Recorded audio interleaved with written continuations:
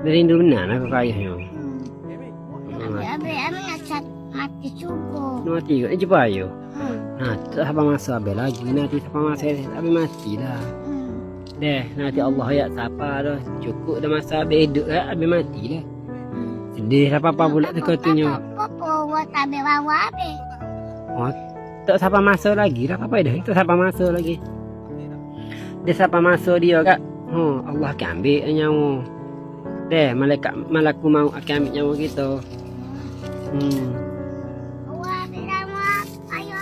Oh, dah ayah siapa masa dah. Mek tak siapa lagi, mek hidup lagi.